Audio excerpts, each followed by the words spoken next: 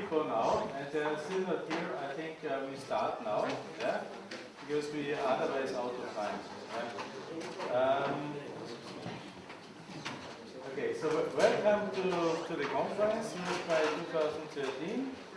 What you see here is also it's 20 years, and Springer and Weide have recognized that. So Springer was very quick to put this year also the proceedings online already at the time of the conference. And what you see is that Weide as a publisher has also produced a special entry page, which means that when you enter that link, you find a kind of history of the volumes which Weide published with EuroSPI. There is more. I will ask also the American magazines to do the same, so that we have a kind of collection of entry for the publications. What is special is that every year I have this slide. I think what makes us special is a good mix between the research and the industry. It's not just normally you have one industry conference just for the industry, and the other side you have a research conference just for the researchers. From the beginning we said we need researchers and industry at the same place so that they interconnect. Yeah?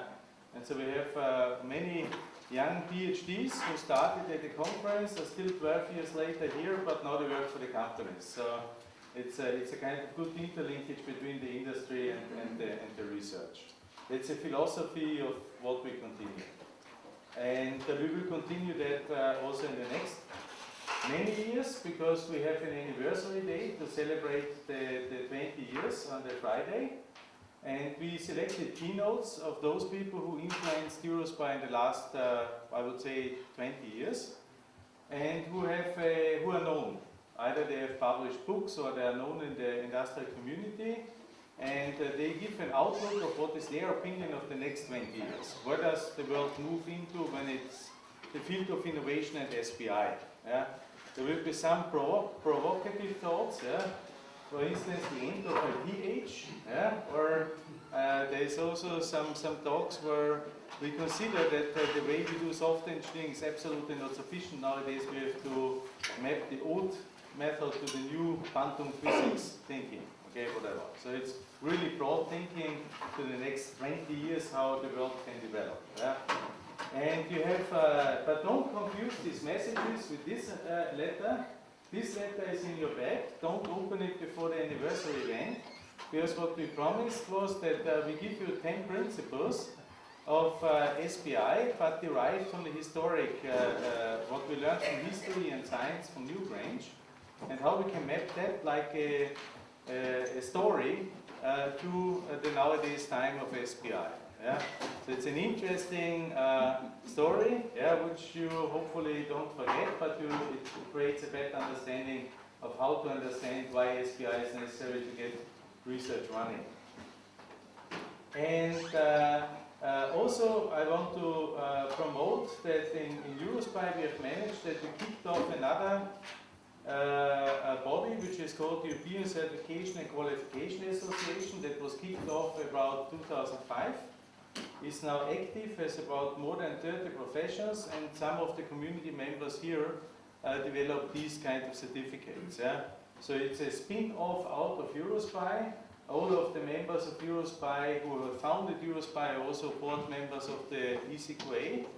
And the next conference of ECQA is in Cannes in France on the 26th to 27th of September. So if you want to see a place where the movie stars walk around, okay, then and you have an interesting insight to this kind of spin-off which we did years ago. Yeah, at the moment it has 60 training bodies as members, more than 10,000 people trained, and more than 7,000 certificates issued so far.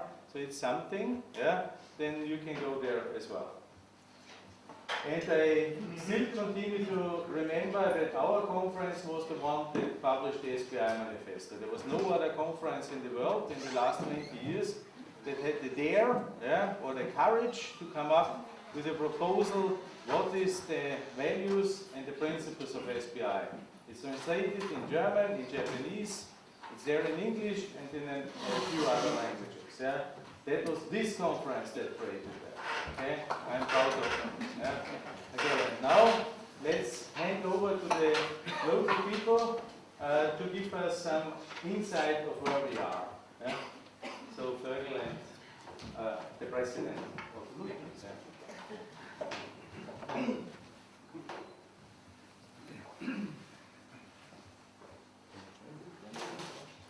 Okay, I'm going to start with the boring stuff. For those of you who had me yesterday for the workshop, I have some good news for you. You're not going to see as much of me today.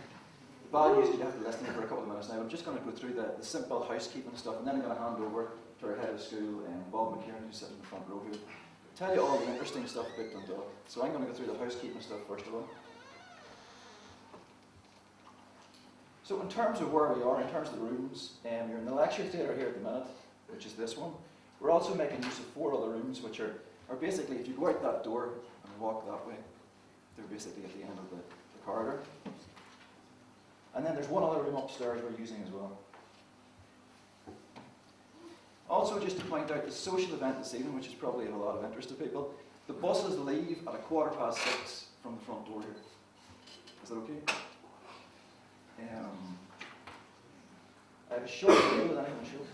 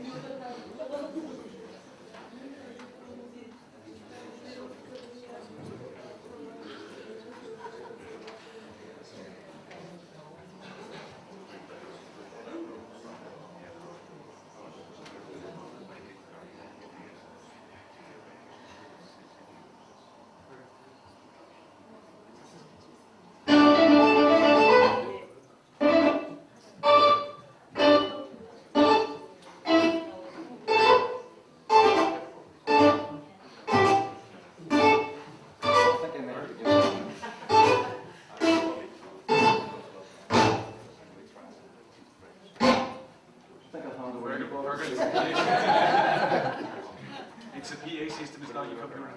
Do you need help? Yeah? It's power right now. Turn it down. So maybe it's down. Is it downloading or is it on your computer? No, it's on the computer. Okay. Don't worry, we like it here. So. I think yesterday said what? One last one.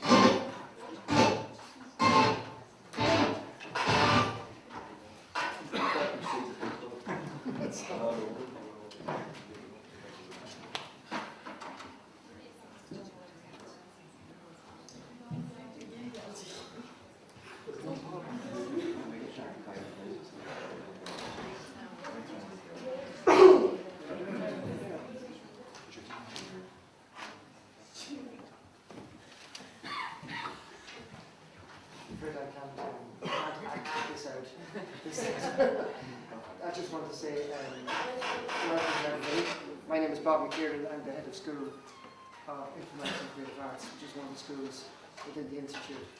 And it's the school within which the Department of Computing and Mathematics lies, where the research group that has been the main organisers of this conference within the college exists, the Research Centre. So a really hearty welcome to everybody, particularly to all those who've come from academia, from industry, those who've come locally, nationally, and obviously all our international guests are very welcome. I just want to say, just to give you a flavour of our language, just to say, come, Falchamore, Roy, Golair, Gogina, Corvalcho. I welcome you all to this conference in Dundalk IT. The college itself, Dundalk IT, you've probably got a flavour of what we are. It's a flavour of the campus from yesterday. I know you had very successful workshops yesterday, and you've got 2 days of conference ahead. And I know, as was mentioned, it's the 20th anniversary of EuroSPI, and you've got a special day on Friday. The institute itself is one of 14 institutes of technology in Ireland. They're dispersed geographically around the country and have a very strong regional focus. So this institute covers the northeast region of the Republic of Ireland. We cover about 5 counties in terms of our region, about 6,800 square kilometres of area roughly, population of 700,000 within our catchment area. The institute has about 5,000 students, and as I said, it's broken up into 4 schools, of which one is Informatics and Creative Arts, and the school is a multidisciplinary school. It covers a range of disciplines: computing, mathematics, music technology, video and film, multimedia. So it's a school embracing technology and the arts.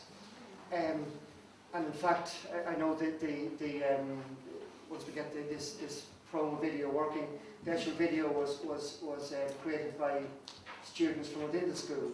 Interestingly, it was a competition which was organised by the local town council to develop a promotional video for the town, and it was a competition among the students. Interestingly, the competition was won by a student from Spain and from Germany. So the actual local video has been created by and is now the one that's being used for promotion.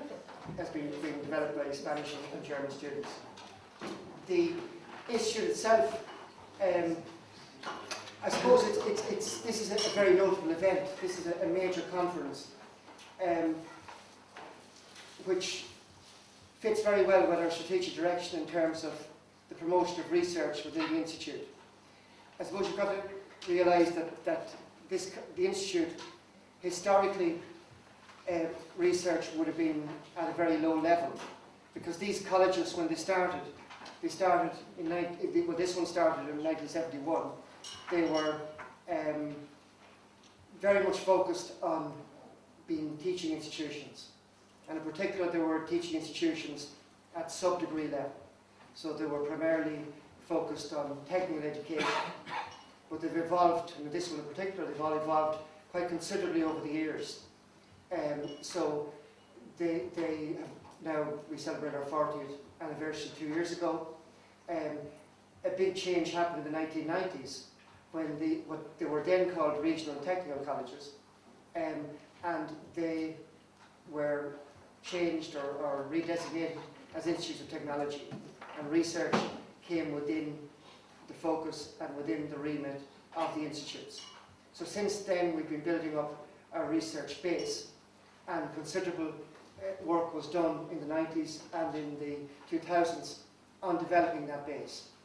A notable area in which the development has occurred is in the area of computing, and the institute, I suppose, determined that it wasn't possible to be, if you like, a jack of all trades, master of none, in that it's, in the scale of things, it's still a small institute, so it was determined that we needed to focus on particular areas in which we could build credibility, build reputation, build visibility, and have a chance to compete at a national and international level. So the way research is strategically organised within the Institute is that there are certain defined thematic areas that have been given precedence. And one of those is in the area of computing. And that's very much down to the work that was done within the computing department over a period of about the last 12 to 15 years. The Institute operates by having designated research centres. So these are centres which are centres of expertise, and this is in line with sort of national policy, which is to try and identify particular areas of expertise in which the country overall will be strong, and then devolving that down to individual areas. So one of the centres is the one that is at the heart of this conference, which is the Regulated Software Research Centre. But its precursor was the Software Technology Research Centre, which was created here within computing in 2001.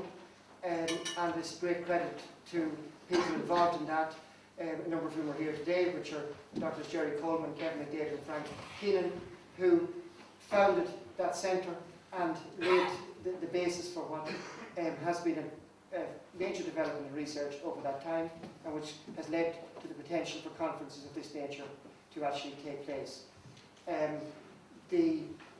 So again, the centre here, the centre which is now organising the conference is the Regulated Software Centre, and great credit must go to Fergal McCarthy and the team for the work they've done in furthering research, particularly in the area of regulated software, which of course is a major focus of your event over these few days. The developments in research, they've happened over quite a short period, and in that time capacity has been built up, and we have a number of postgraduates who are here with us, and at this stage there are now 3 PhDs have completed, which is, I suppose, small in the overall scale of things, but in the context of where we came from, is a significant development. The Department of Computing Mathematics, within which the centre lies, has about 500 students and has been in existence here since 1980. And I suppose the range of courses now has developed from a situation in which it was sub-degree courses in the early 70s. It's now developed that there's a full range of courses offered in the Institute, through from degree to master's level to PhD level. I suppose the video, when you see it, was to give you an idea of the region within which we're situated. So we're situated in near the town, or in the town of Dundalk, which is the first or second largest town in Ireland, outside the cities. It's first or second, depending on how you do the counting. 38,000 people, approximately, and we're in actually the smallest county in the country, which is the county of Louth. The country overall, there are 32 counties in Ireland, and actually counties have a major significance in Ireland. The people hold significant loyalty towards the counties, and actually it's very much, even though interestingly that they're not, if you like, of native origin. The counties were if you like, imposed to the country, but they have now become, if you like, people are quite regionally focused and have quite strong local loyalties. A lot of it's driven by the indigenous sports, which hopefully you'll get a chance to have a sample of, which are Gaelic football and hurling, and the county loyalties are very much tied up in those. So, as I said, this is one of of 6 border counties. We border with the North of Ireland, and as I said, the region the college covers 5 counties overall. We're also within the historic province of Leinster. The country overall is divided into 4 provinces, and those of you who follow rugby probably would be, the term Leinster would be, you'll be aware of this as one of the major rugby teams in the country. I noticed from your programme you have a number of social events linked into it, and you're going to get a feel for this region has significant cultural heritage, also a musical heritage, linguistic and archaeological heritage. And I know that you've a session of traditional Irish music, I see, in your programmes, and also you've got a visit to Newgrange Landmark, which is a site of major historical significance. So I just want again to say to hope you have a very successful conference. That conferences obviously are a chance to share knowledge, and they also give you an opportunity to further your research and to stimulate new thoughts and new research. They also are a chance for networking and a chance to have a social aspect to the conference. So just again to wish the best luck and to say Australia in Irish, the Sularman God, Monfishif, Tatanmore, Aslan, and Kogan. I hope you really have a very enjoyable conference.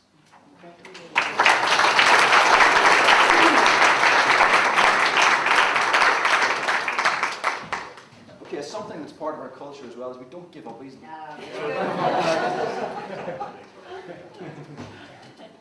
Same people, different machine.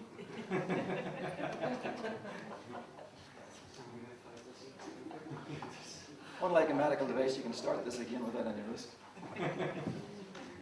Apart from embarrassment, of course.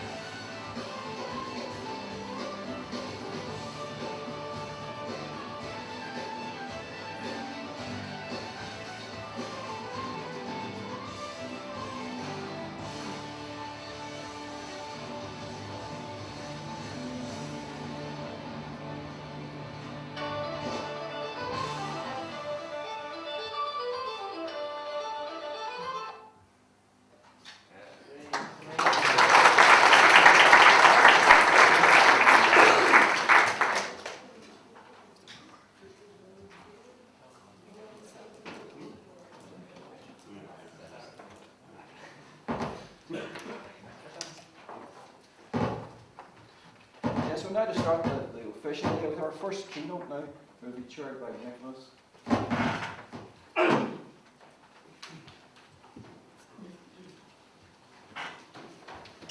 So as you know, we basically developed the MediSPICE project here, and it was used within BBraun, so the keynote's about that. So I'm actually looking forward to hearing this myself. Let me introduce Dr. Sándor Dolgos from BBraun Medical Hungary. He's the head of the Development Center, Competence Center for Medical Software. Our relationship began hopefully in a typical way. One of my PhD students went working with BBraun, and then it was followed by SPICE training, which I had at a conference, at an IT conference actually, where a group from BBraun participated. Then we organized a MediSPICE assessment, about which Dr. Dolgos will talk about. Now, his background, he has, after his PhD, he has 33 years now of experience in software engineering and software development, including experiences in Hungary and Finland, in the Hungarian nuclear power plant, and also in the nuclear power plant of the Russian icebreaker. It's not Chernobyl, but an icebreaker. For which there was no problem at all. And then also coal power plant in Russia. But for 22 years now, he is the head of the Competence Center for Medical Software in BBraun Medical in Hungary, and in fact this is the software competence center of the worldwide company BBraun, which is a medical products company. It's over 40,000 employees all over the world. So welcome, and Dr. Dolgos will present us with the most important things that we need as researchers and practitioners of software process improvement. That's the real problems that the industry has, and the validation possibility of our models and theories sometimes. So welcome, Dr. Dolgos.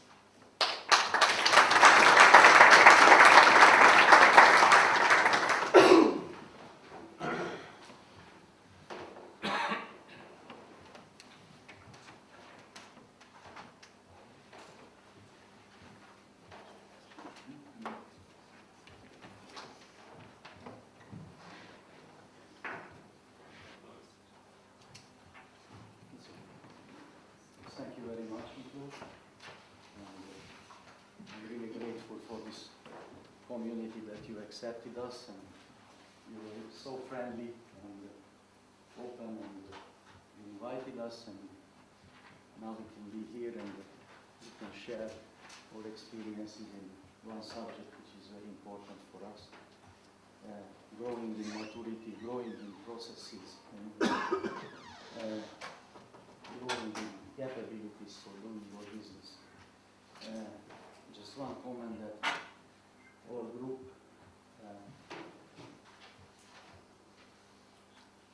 this was already told by Miklo. This is a very simple figure. Really, BBraun is a big company. It's almost like even closer to 50,000 nowadays, and over 5 billion euro turnover a year, maybe 5.5. The 10% of which belongs to the dialysis company, which is Avitum division, BBraun Avitum AG. In this figure, the vertical lines are the global organization, the horizontal lines are the Hungarian organization. And in the global organization, there is an R&D group in Germany, in the BBraun Avitum, and this R&D group is a kind of united with us for doing machine development for BBraun Avitum, which is again 10% approximately of this BBraun business, approximately 505 million euro yearly. For this business, we need machines, and for the machines, we need electronics and software.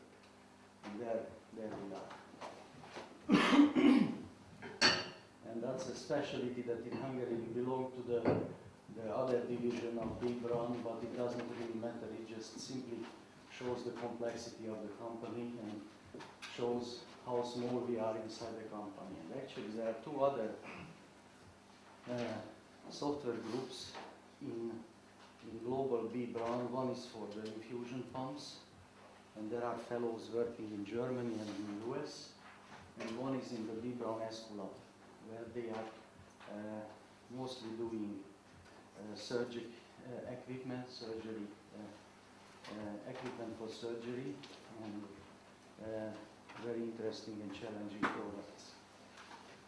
Our group is so-called BBraun Avitum R&D, machines location Budapest. And we are the part of the BBraun Medical Hungary Limited. And actually in Hungary, Braun has almost 2,000 employees. And we have a plastic disposable factory of maybe 500 different articles for the global BBraun organization, mostly for hospital care, but also bloodlines for Avitum. And then we have, there are probably 700 people working.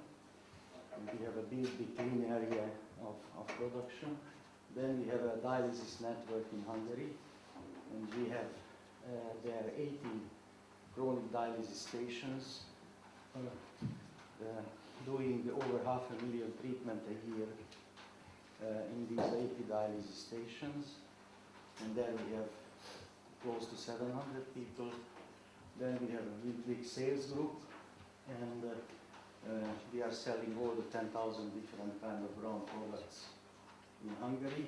And in addition to that, there is this development group, and we are approximately 60 plus employees. We have 30, around about 30 interns all over the year. And we have some stable external engineers, 8 engineers. So altogether we have approximately 100 people when we say everybody on board, and there are 100 people approximately doing the job. Our history started in a small private Hungarian company in the early 80s, and we become the part of BBraun organization 22 years ago. By the time we had 2 private dialysis stations, we had a relatively small clean area. We were producing bloodlines. We were doing regular treatments for the Hungarian healthcare, and we were financed in the old ancien regime, you know. We were financed by the social security of that time also.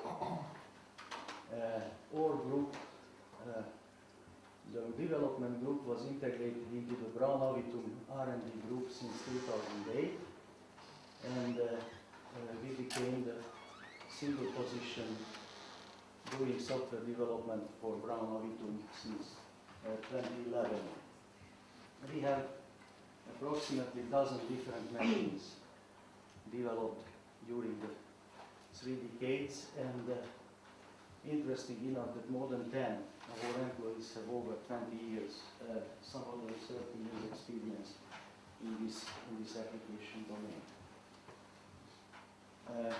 How we started was we were doing some OEM production for BBraun 30 years ago. Then we produced just or mostly for Hungary dialysis machines. At that time it was in the 80s, Hungary was not well equipped by facilities to do hemodialysis therapies, and many people had to die because there was no available treatment for them. was by the end of the 80s. This was sketched up on our machines. Then from 91, in the BBraun Avitum organization, our job is today, we are working there, and today our job is to do software for chronic hemodialysis machines and full electronics for acute and plasmapheresis machines, acute hemodialysis and plasmapheresis machines. Just one explanation that the so-called chronic and the acute hemodialysis machines, they are referring to the application, the field of application of those machines.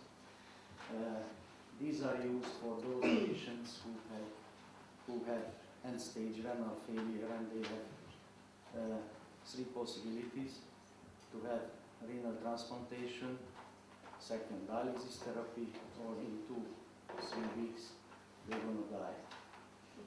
This acute hemodialysis is for such patients who, because of any kind of trauma, had a temporary failure in the renal operation. Just imagine that after a shock of an accident or a surgical operation, there could be a certain stadium, and otherwise healthy kidney would stop for weeks. And if you can support that patient, then he or she has a chance, otherwise there's no chance.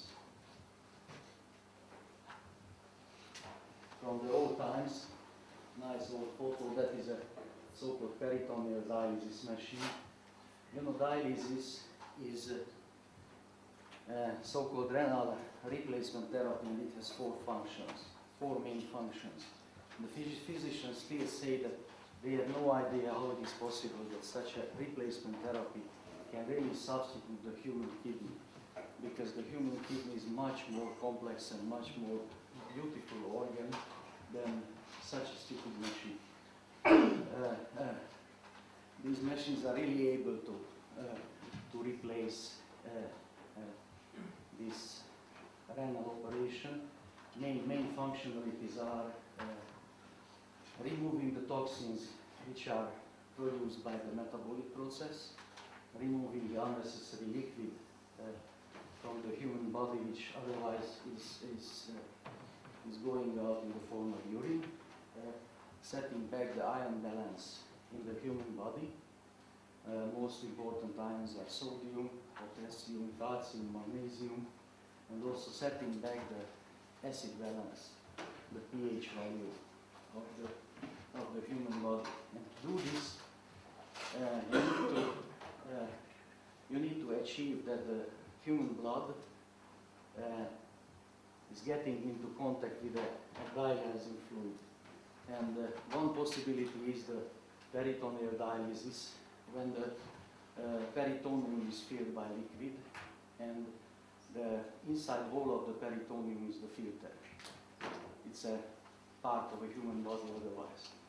And the other possibility is that there are so-called filters for dialysis produced by the industry, and which is in fact, let's say, 1 square meter in a certain geometry surface, semi-permeable membrane, where the blood and the dialysis compartment is getting into touch, and through convection and through concentration differences, there are the material transports are going on. And these machines are doing the job by such a way that they achieve that the dialyzing fluid and the blood is getting into contact through that filter membrane, regardless in the peritoneum or outside the machine. Here is the old or first hemodialysis machine. One interesting stuff is that it is from the beginning of 80s, and we were the first one who used 286 PC motherboards in dialysis machines, and we smuggled them from Taiwan at that time. Actually, the user interface and the so-called top-level control of the machine was done, and good old Bill Gates DOS was the operating system. So, okay, I could talk 8 hours about that, but I give mercy on this.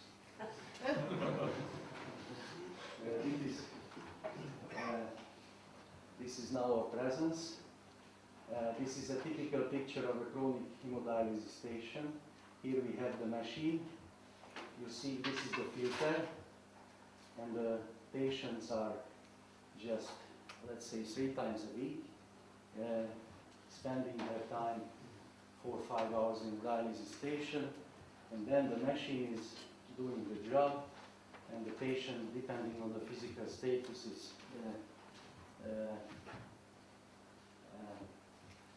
so there are big variety how they tolerate the treatment. Now these patients are very well tolerating the treatment.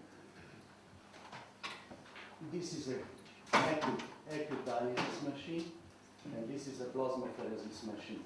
And please remember, there's so many stuff here. You see, 1, 2, 3, 4 filters, many bags, tubes. These are the blood pumps and fluid pumps. These are the blood pumps. So when we are talking about the machine, in our terminology, it is a machine system, and the machine system consists of the mechanics, electronics, the software, plus everything which is needed for one therapy. Because of infection, this stuff which is in contact with the human blood is disposed after every therapy.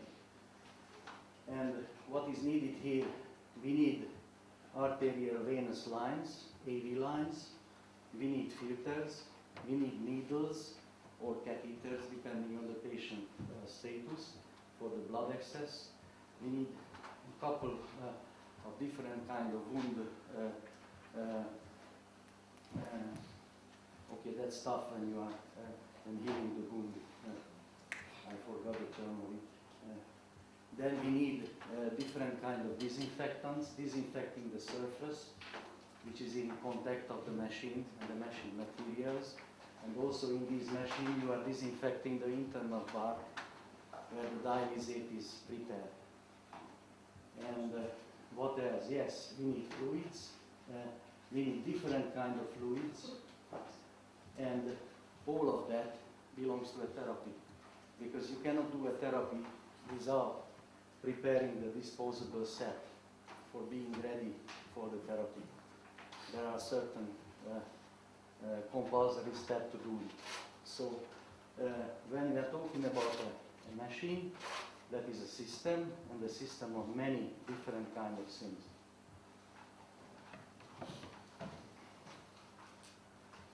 Our business environment, we have one customer, which is BBraun, Avitum, and one product family, the hemodialysis and plasmapheresis machines.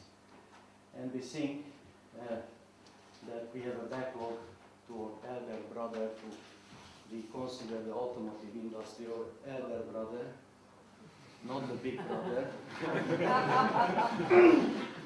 Big brother is watching me. So the elder brother who has more money and more girlfriends, and we are very jealous in certain times. And for instance, I personally watch an Audi that is okay for the feeling of driving, it's okay. But when I'm thinking about what is inside in terms of electronics, hardware and software, it is just like when the younger brother is watching the elder brother that he has again a new girlfriend. And she's the beauty queen in the grammar school, you know, and she's smart and talented and perfect, and wow. So this I wanted to paraphrase by these sentences. We think that we have long and deep experiences. We have a process orientation in our work for a long time, and we have an ability and strong motivation for improving ourselves all the time. And our critical challenge is here, the productivity. Okay, when I'm hearing presentations about our profession and about certain aspects. And those presentations are talking about compliance. Yes, compliance is very much necessary. Those presentations are talking about state-of-the-art solutions in terms of tools and design. Yes, they are necessary. But very seldom I hear that this must be done within budget and time. Otherwise, we are in deep trouble. And if we put it into the picture, then we talk about productivity. And I've never ever experienced in the past 30 years that, or possibilities of employing new people, having more money, are at least proportional to the increasing job, coming from the complexity, coming from the regulatory compliance, getting more and more difficult, coming from many kind of extra job which are needed to be a part of an organization of a big company who is finally able to sell products like this. So this is a big challenge, and our main expectation from being improved process in our processes and in our everyday practice and maturity is to catch up this productivity challenge. The quality system, yeah, okay.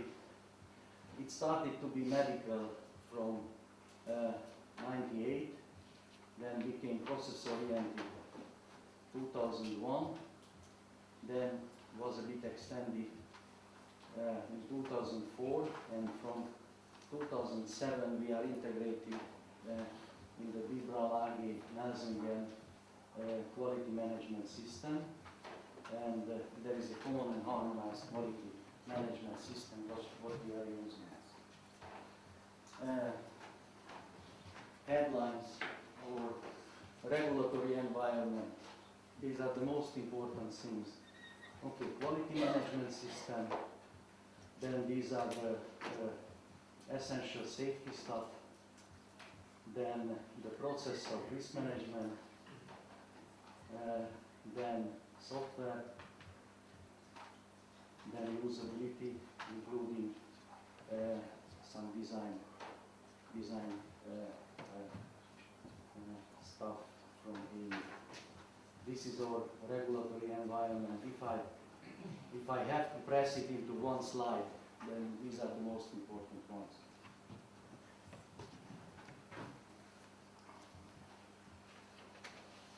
Okay, as Miklos mentioned, we were thinking about the abilities of our elder brother, especially SPICE, for a long time. And in 2009, we decided that we go for SPICE. There was a dilemma in the company with CMM or SPICE, and because of the good example of the European automotive industry, simply intentionally decided in the R&D leadership level that it is going to be SPICE. Then we've heard through this connection that there is something special for us, like a Christmas present being prepared, and which is going to fit better to the environment and to the product and to the standards, relevant standards of or medical application. And okay, please note that when I'm talking about medical application and medical device, I'm always talking about this kind of active medical device. What is our business? I don't have too much overall and general overview on the full medical business. And when I'm talking about active medical device, I'm always thinking of a hemodialysis equipment or a plasmapheresis equipment. I'm simply not in the position to tell information in an equal basis about other things than these equipment. I'm involved in the development of which I'm involved in over 25 years.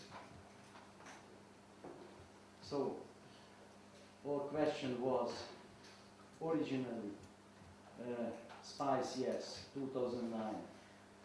Do you support us? Yes. So it is an acknowledgement to our R&D management that we got support, we have the necessary funds for that, and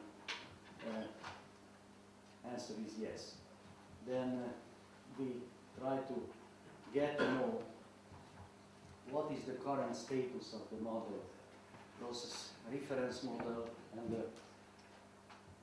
the MediSPICE model. And then we got to know that this is basically software plus the relevant additions in quality management, risk management, usability engineering, and software validation, general principle software validation from FDA. I asked what about the further extensions and other relevant standards, and at that time it was last maybe August, almost a year ago.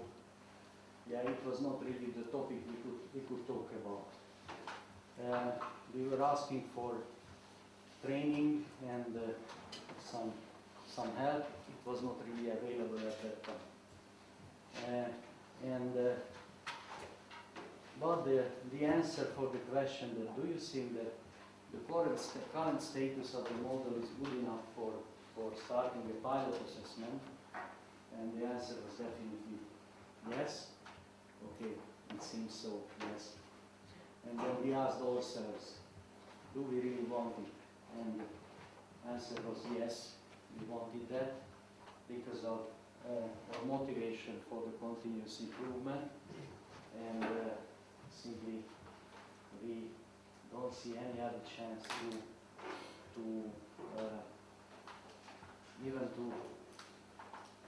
it is just like a student in the elementary school. If you have a class when the teacher is going to ask you, you have a certain additional motivation to learn and to get prepared. If we have this assessment, just like pupils in the elementary school, we have an additional motivation to get prepared and get into the improved. And this is an important factor also for us, that there is some external feedback, an external gremium who is then telling us that it is good, it is bad, how to improve. We received this draft version. Finally, process reference model and the assessment model came from October last year. That sounded like a liability statement, but it's okay. It was a pilot assessment. It was done by the Dunder Institute of Technology, and we had our expert was for this assessment. It was Val Casey last year. I was thinking about another possibility to somehow document and check if you are compliant with the 62304, and I don't want to spend the time to compare the value of such a test and such a self-verification or self-assessment to compare to the MediSPICE, but there are less detailed requirements if we compare it to the MediSPICE process reference model, plus the personal feedback is missing, plus so it is not the same, very much not the same. Our assessment was last November, and we had approximately two week times to get prepared while we were doing our projects. We took out some time and we were studying the reference model, we were trying to understand it, trying to find out that in our practice, which process and which work product corresponds to what in the model. And then the assessment took, I think, 4 days, and after the assessment, we got a report. We got a report in a written form.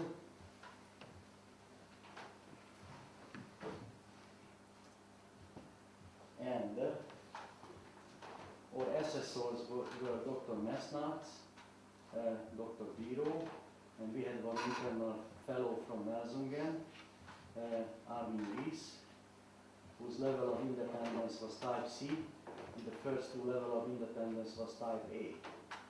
And we had our MediSPICE expert, Dr. Valkrizi, from this institution. The objectives was to determine the capability level and process attribute profile of the 6X project. It is irrelevant for this presentation which project it is, and I don't want to tell any new product name. And also important that the assessment was performed up to the top of capability level 2. So only the beyond capability level 2, no questions were asked. The level of detail was the highest, as I understood. So the most possible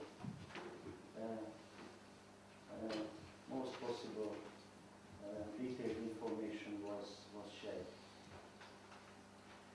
At that time, the model contained these 13 processes, and we skipped the software system testing because this 6X project was not at that stage at that time. Also, this project was a development project, so we skipped that software maintenance procedure. So the assessment scope was those 11 processes which are not in italics. And again, the target level 2 has been defined.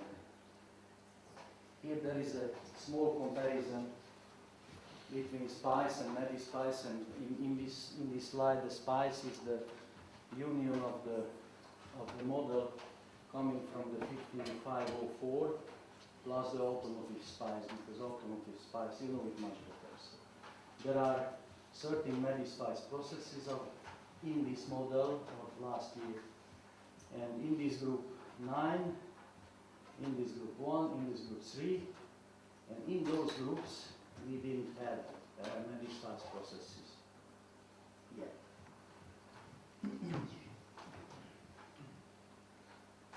The capability level description is coming from the standard, no change, and again, the assessment was up to this line. Here the managed level.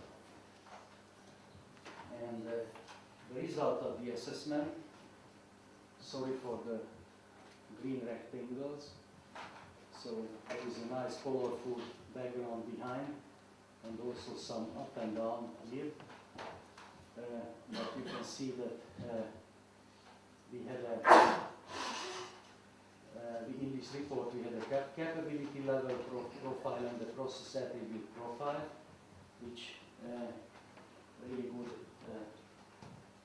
really well characterized our abilities and motility according to the model.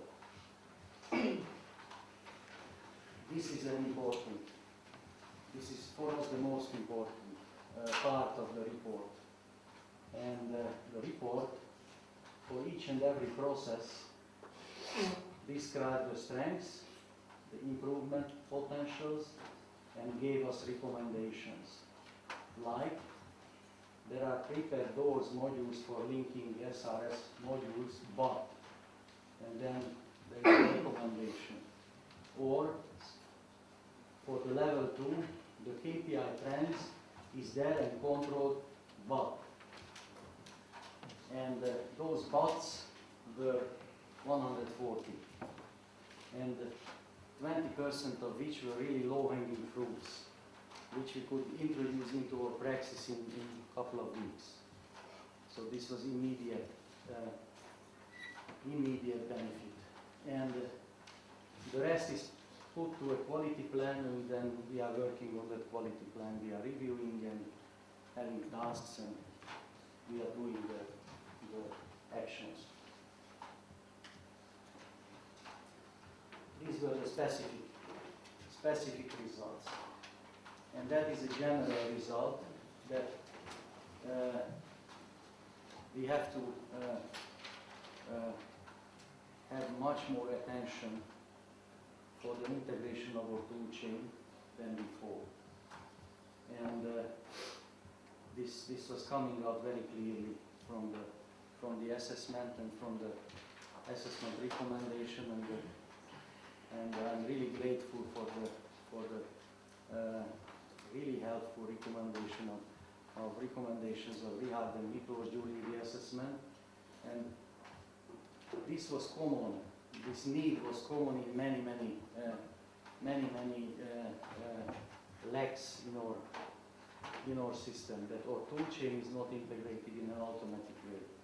You know, when you are doing development for certain machines, and you remember our acute machine. This acute machine, the latest big change happened 15 years ago, and since that we are selling them. And there was one software for the Chinese market last year because of some changes in the alarm system because of the -1, -8 alarm standard. But this was just minor modification on the audible alarms. But basically, our products are from the past 20 years. So we have many legacy parts. We have many old tools, different kind of tools, maybe even for the same task. When we got into contact with the project in different times of our history. So this is a big mess. I mean, if we would be able to have a greenfield investment for a development group like that, okay, we would be looking for a nice tool chain, integrated immediately, and then this is the investment cost. Please give it to us, and then from now on we are able to have a good and integrated tool chain. But when you have 22 years history, it is not the case.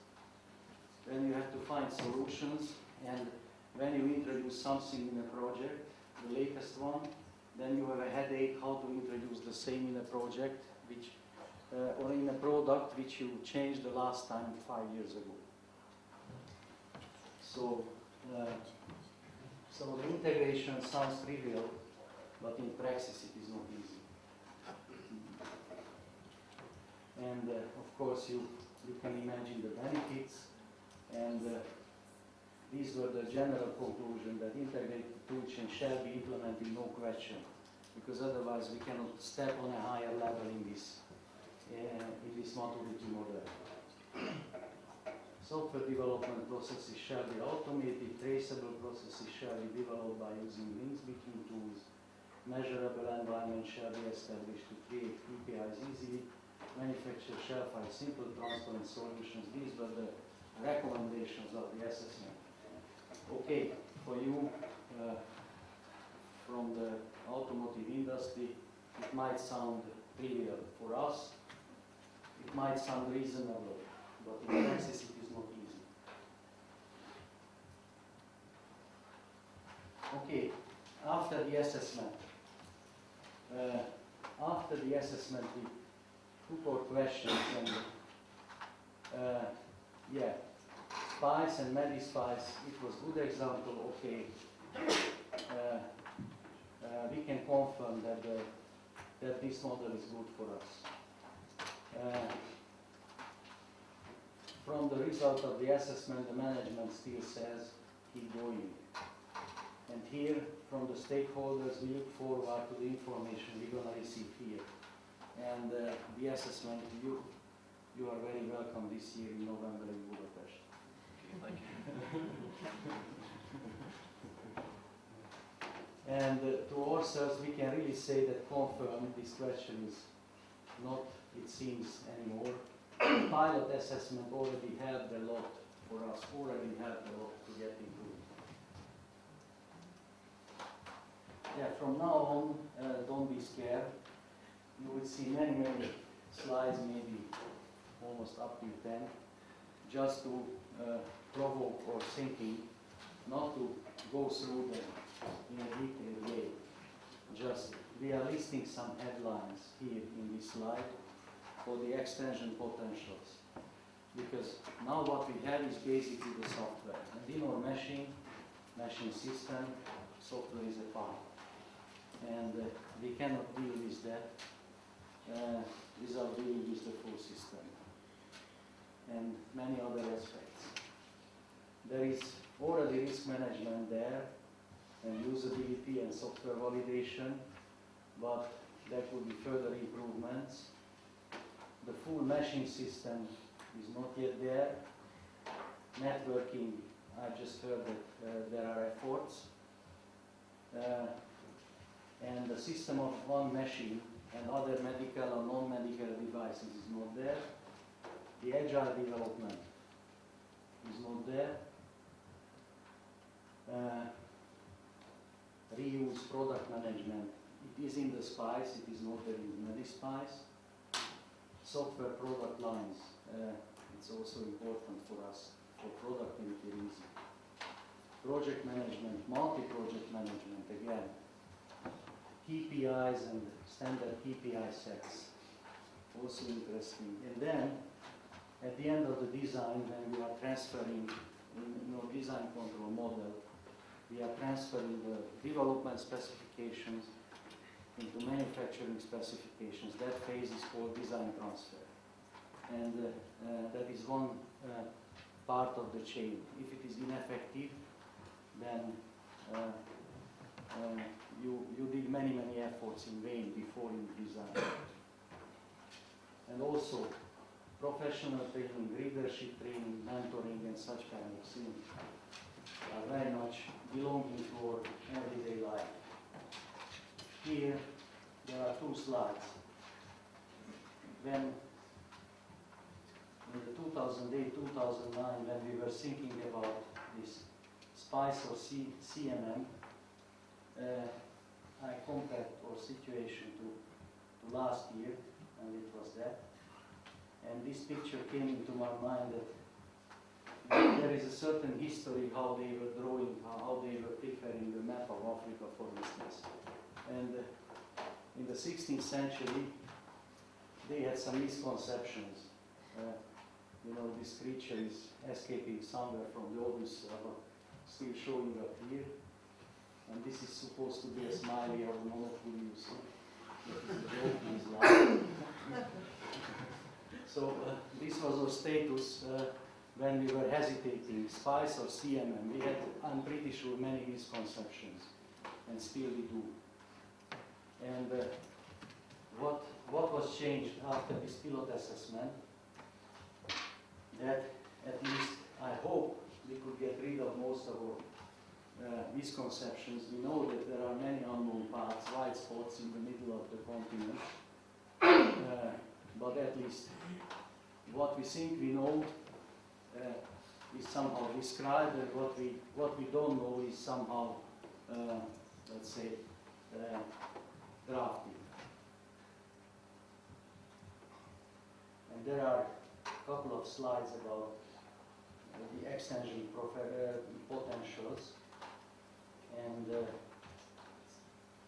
more importantly, it is the V model of the 60601-1, and this figure is from the 62304, where they presented the place of the scope of the 62304 into the V model. That is the peak of the V model when we have the software development. But again, this full V model refers to our machine system. Machine system of mechanics, hardware, electronics, software, And we have not just one software component inside, but we have at least 3. And each of these are running on a dedicated hardware. Even one of them is running in a PC motherboard in a Linux environment, but it has certain specialties. Others which are taking care of sensors and pumps and other actuators. And the second channel which is taking care of the safety of the patient, again single fault failure. This is both, these both are in a special hardware, and this is put into a mechanics, and that mechanics does matter how it looks, because there are hydrostatic heights in the dialysate preparation, and it really does matter in the pressures of the dialysate preparation. So everything is connected to everything, not to speak about the disposable plastics, the AV lines, the filters, the needles, the catheters, the fluids, the blah blah blah. So these are here. And software is one part of it, important part of it, but that software is useless if we are not taking care of the whole machine system.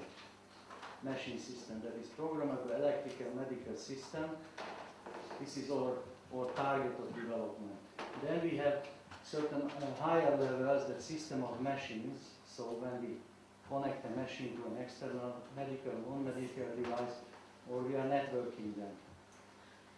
In the machine system, we have risk management, usability engineering, not only in the software level, but in a full scope. And usability is taking care of not only the computer user interface, but any kind of interface where the user is getting into interaction with the device. It means that all the handle, all the little tiny parts which are somehow intentionally there, connected, pressure transducer, etc., they are subject of usability engineering. And also important that the PAMS is talking about components, and the 62304 is talking about software system. And for us, a PAMS component is a software system. And we have 3 software systems at least in our machine. There are more, but 3 main software systems in our machine, which are all PAMS components. And we have 20 different components of electronics, mechanics, and so on and so on. Here we have an overview about our integrated risk management process, and the integrated, and the emphasis on the word integrated. It was a workshop yesterday. Here really the emphasis of the integration and not only the software level of risk management, but the full system level risk management. Also medical device software development. There is a nice figure coming here from this standard, that there are certain standards which inspiring the implementation. This really, the basic standard really affects, but other standards like quality management and risk management process affects, basic safety standards affects. So I'm pretty sure that there is much to do in these respects in the model also. Sorry? Yeah? One more, agility. So this figure, and there is a rumor, I don't know if it is true or not, that in the next version, next edition of the 62304, the agile software development will be included. But what about agility on the full system level? At least from system requirements till system verification. There are many thousands of requirements. There is no human being who can just fix the requirements and give it to the component designer that these are the requirements. So for such a situation, a good answer is really agility. How to do that in system level? We have certain ad hoc and situative process what we are following. but it is really searching for being regulated somehow. Then KPI sets.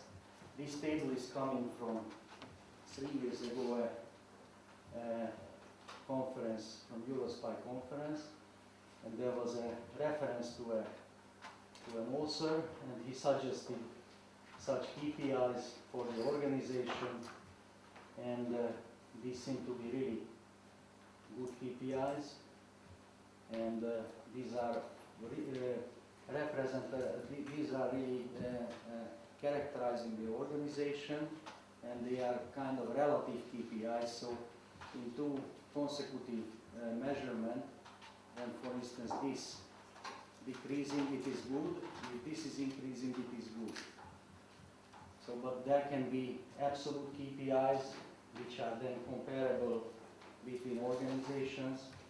There are, and already using project-specific KPIs, how to make a system in that. So it is for me a big blind spot. Summary. So it is our motivation, the emerging need for continuous improvement of procedure, organization, maturity. And that was leading us the preamble of this I would say this message. The conclusion is that we as a development group, we would like to start discussions for future extensions.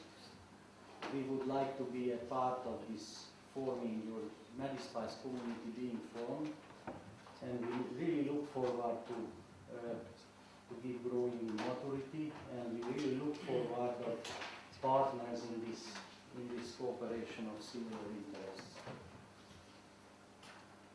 Thanks for your attention.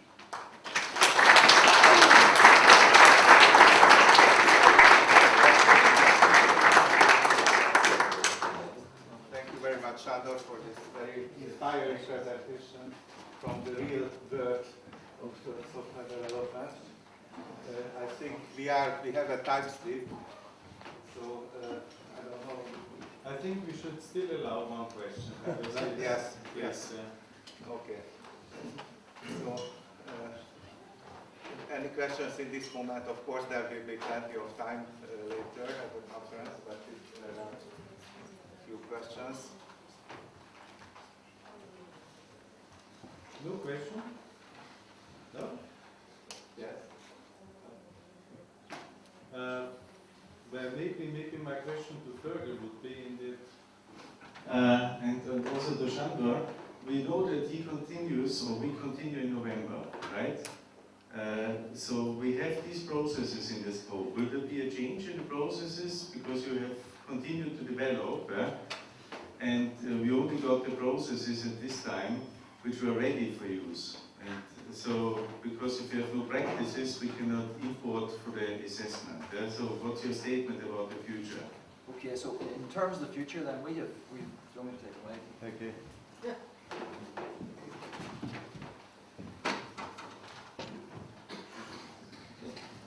We have considerably revised the actual model since that assessment.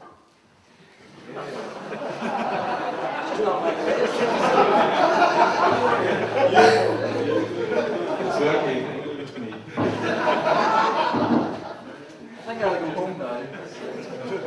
So we have considerably revised the model since this assessment. That assessment was based on 12.207 version of MediSPICE, really. We have revised that now. It's a 2008 version of MediSPICE, which is based on 12.207. So the processes are the same, but it's actually considerably updated to reflect the updates in 15.504. We've also now included system processes as well as the software ones. So there are quite considerable changes to the model since then. Okay. And then a question for Sándor. I think my voice is loud enough. Switch it off. No, I don't need that. Question for Sándor would be, if we continue, what is is your expectation concretely about this kind of MediSPICE group, you know? Because we have Intax, you always use automotive spice as the example, and we were able to form a so-called association of assessors and companies, where the companies and the method providers formed an association to represent MediSPICE. What would be your position that BBraun would help us to become a member of that or grow into such an association of a group of medical industry companies and providers like Dundalk to act together? I don't think that our core business would be changing towards researching models and such stuff. Yeah. So we would like to stay in this position that we are using that model, and we are really much open to any kind of organization of any kind of, I don't know what whatsoever, which helps of this modeling and the application of this modeling, and which helps us in growing in those processes. Okay. So it's up to you. You have much more ideas than me. Well, you know, in Intax we have also the companies like Daimler, VW, Delphi as members. They don't develop the model, but they can influence the development by their opinion, because the trial partners are in the same association like those who develop the model. You always need two sides of a coin to understand, to be able to pay with it, okay? So it means that we have one side of the coin is researchers, the other side is making the coin only valid when we have the people on board who say, no, not this direction didn't work. Okay? If we are invited to any committees for such kind of validation, regular basis or any kind of basis, then we are ready to go and we are happy to answer and coordinate. Okay. Thank you very much. Yeah?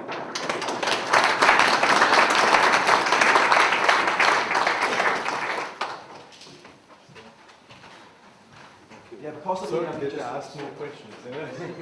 Sorry, maybe just to follow up on that. Currently we're conducting a pilot with Irish companies, so it's great for us also to be able to work with international companies such as BBraun as well. So I think that's, you know, because we can see it from a perspective of how useful MediSPICE is within Ireland, but also to be able to see what it's like in an international context is actually particularly useful for us as well. Okay. So now 15-minute break. 15 minutes. When would the conference start? I think it would start now with the sessions, right? No, it should have started 20 minutes ago.